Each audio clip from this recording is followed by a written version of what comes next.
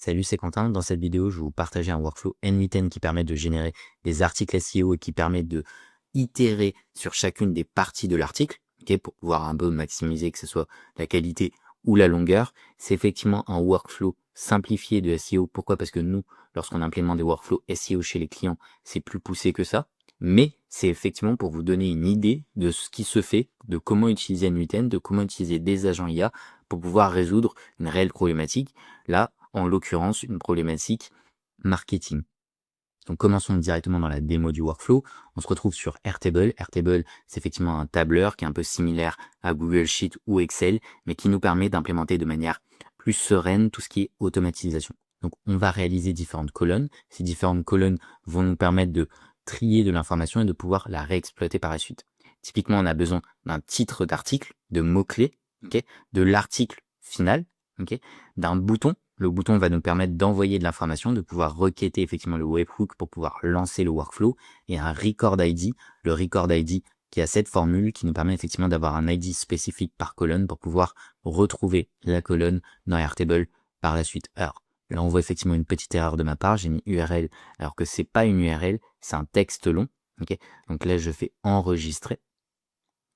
Ensuite, pour lancer le workflow, on a besoin de ce qu'on appelle un trigger. Les triggers, ça peut être des webhooks, ça peut être aussi effectivement 5 ou 6 autres triggers, mais en l'occurrence, on va utiliser un webhook.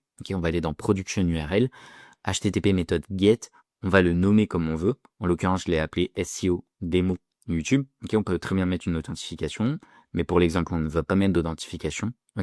Et respond immediately.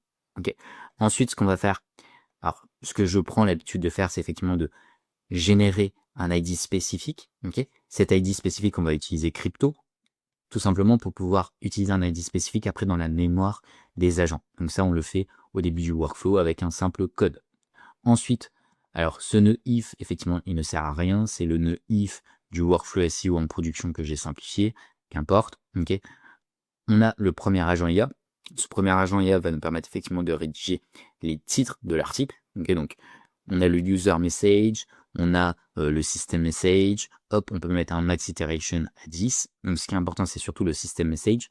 C'est là où on va lui dire, c'est tout simplement un prompt. C'est comme quand tu vas prompter ton LLM, ce que là, tu vas prompter ton agent. On va lui donner son rôle, les instructions, les règles, des exemples, et après, un exemple concret avec un JSON, donc un format JSON. Alors, effectivement, c'est la structure optimisée de d'abord donner le rôle, puis les instructions. Il faut savoir que c'est intéressant, effectivement, qu'on peut mettre des variables à l'intérieur. C'est-à-dire que dans les instructions, le titre, il va changer. Vous voyez que la variable, elle vient du nœud webhook. Donc, le nœud, quand on va cliquer, par exemple, juste ici, hop, on clique, ça fait workflow was started.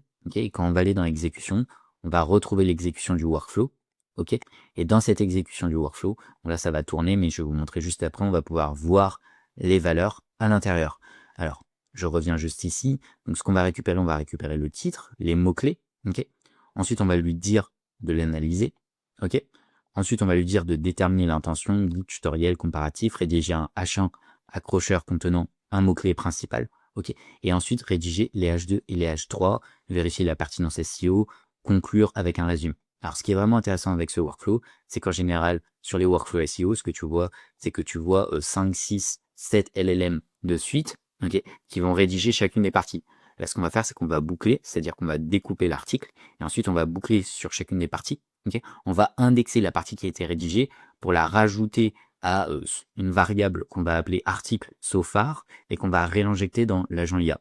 Donc, à chaque fois, il va voir ce qui a été rédigé et il va rédiger petit à petit la suite. Et je trouve ça plutôt intéressant.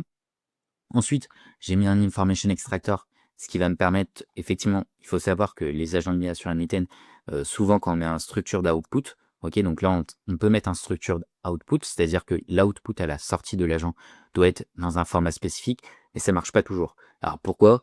Je sais pas. Parfois c'est à cause des LLM, c'est-à-dire sur certains LLM ça marche bien, et sur d'autres LLM moins puissants ça marche mal, et parfois une fois sur 6, ça va pas marcher. Et pour éviter le fait que ça marche pas une fois sur 6, on peut mettre un information extractor, c'est-à-dire qu'on va pas mettre d'output parser, mais on va mettre un information extractor qui va nous permettre de structurer la sortie. Donc on met l'entrée qui est le JSON.output. Donc quand on met un .output, ça veut dire qu'on récupère effectivement le dernier nœud. Donc là, c'est le nœud de l'agent IA. Ensuite, on va le connaître, on va lui mettre un système prompt aussi. Donc le système prompt, on va lui dire que tu reçois un bloc de texte, ok. Donc là, vous voyez juste en dessous, hop, s'il existe des backticks, blablabla, valide-le par rapport au schéma fourni et renvoie strictement ce JSON. Donc le JSON que tu vois juste ici, ok. Donc ça, c'est le JSON avec les H1, les H2 et les H3. Ensuite, on le connecte effectivement à un modèle. Alors, faut savoir que là, pour l'exemple, j'ai mis ChatGPT for One, ok. Mais en général, pour tout ce qui est rédaction, on utilise Claude, ok. Sauf que Claude, ça coûte un peu plus cher. Donc, pour les démos, en général, on utilise ChatGPT ou Gemini. C'est-à-dire pour les tests, on utilise ChatGPT, Gemini. Et quand c'est en production de la rédaction, on utilise Claude, ok. Mais il faut savoir que effectivement, ça dépend des scénarios, des usages, et souvent, il faut tester. Ensuite, un no-code. Ok, il faut savoir que sur N8N, vous pouvez rajouter du code. Hop, si je fais juste ici, vous voyez que vous avez du JavaScript ou du Python, mais le Python est en bêta, et sur le Python, il n'est pas très performant.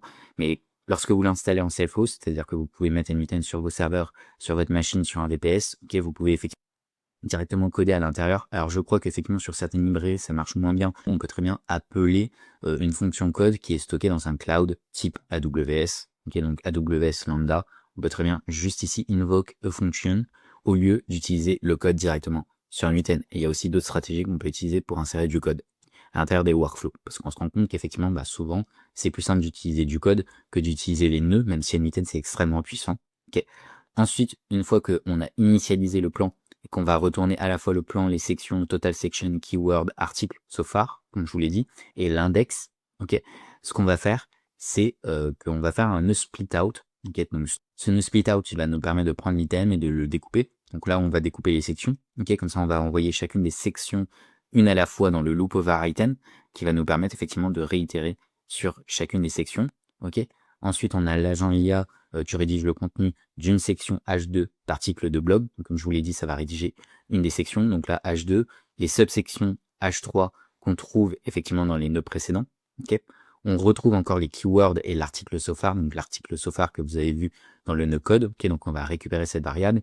Les keywords dans le webhook, okay, le webhook qui est envoyé via l'URL juste ici. Okay. Et ensuite, on lui donne les instructions, les règles, le schéma de sortie, même si ici, le schéma de sortie n'est pas forcément super important. Pourquoi? Parce que j'ai à nouveau mis un information extractor pour pouvoir à nouveau structurer la donnée d'output.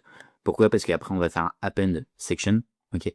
Et cette append section, il va nous permettre effectivement de voir l'article so far et l'IDX. Donc, par exemple, si c'est le numéro 2, si c'est si c'est la deuxième itération sur 5, troisième, quatrième, cinquième, etc.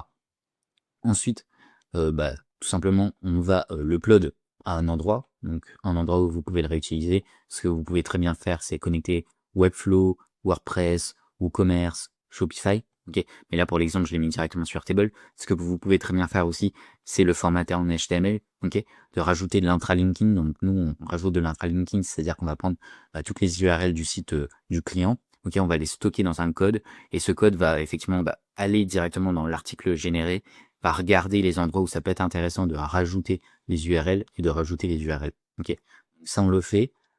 Ensuite, ici on va tout simplement prendre toutes les sections, ok, et on va les combiner pour avoir un plain text et pour pouvoir les insérer dans le Airtable. Ok, donc record ID, on utilise effectivement le record ID que vous voyez juste ici. Ok, et ensuite on va insérer l'article. Alors, ce que vous pouvez très bien faire, c'est rajouter un agent ici pour optimiser le SEO. Vous pouvez très bien rajouter d'autres sources de données. C'est-à-dire que nous, ce qu'on fait, on peut très bien aller chercher des informations sur Internet, Perplexity. Ok, sachant que Perplexity, ils ont maintenant des modèles de reasoning ou des modèles de non-reasoning, donc les modèles qu'ils avaient précédemment. Il faut voir effectivement selon le scénario que vous avez, selon si vous êtes prêt à payer ou non. Si vous faites de la masse, ça peut être intéressant effectivement de réduire les coûts. Ok, donc par exemple, si vous faites 100 articles, potentiellement prendre un LLM qui coûte moins cher, ça dépend effectivement de ce que vous voulez mettre en place. Potentiellement en mettre un en local sur vos serveurs si vous avez de gros serveurs, mais ça m'étonnerait effectivement, sauf si vous êtes une entreprise. Ok. Et ensuite, on a effectivement l'article en lui-même. Okay. Donc l'article en lui-même que vous voyez, agent et automatisation, comme le RAG et l'approche agentique transformée, l'IA, exploration complète des agents, automatisation, RAG et approche agentique. Alors, la formulation est pas terrible. Pourquoi? Parce que c'est ChatGPT, ok. Et ChatGPT 4o est pas terrible à mon avis pour tout ce qui est rédaction. Et du coup, dès qu'on change sur du Claude, ok, lorsqu'on change sur du Claude, vous voyez juste ici, là, c'était du Claude que j'ai testé juste avant, le guide agentique pour intégrer le RAG en entreprise, toutes les clés pour réussir l'intégration des agents, RAG et automatisation agentic, qu'est-ce qu'un agent agentic, ok, blablabla, blablabla. Et là, on voit que si vous regardez effectivement en détail l'article, il est quand même vachement bien rédigé. Ok. Donc ça, c'était tout. Effectivement, on peut le reformater, on peut mettre les \n, on peut mettre le gras, on peut mettre les URL, etc. Mais ça, c'était vraiment un workflow pour vous montrer un peu ce qu'on peut faire avec N8N, avec les agents IA. C'était tout pour cette vidéo. Si vous avez un projet IA dans le contexte de votre entreprise, j'ai une startup IA qui s'appelle Growth System Tech, vous pouvez prendre un rendez-vous avec moi dans la description pour voir effectivement ce qu'on fait. On a déjà pas mal de systèmes qu'on a déjà développés pour des clients dans plus de 8 industries. Ok. Et si tu veux effectivement apprendre plus en profondeur tout ce qui est automatisation sur un item, les agents, j'ai une académie IA qui est disponible dans la description et j'ai une communauté gratuite avec plus de 3300 membres. À la prochaine, c'était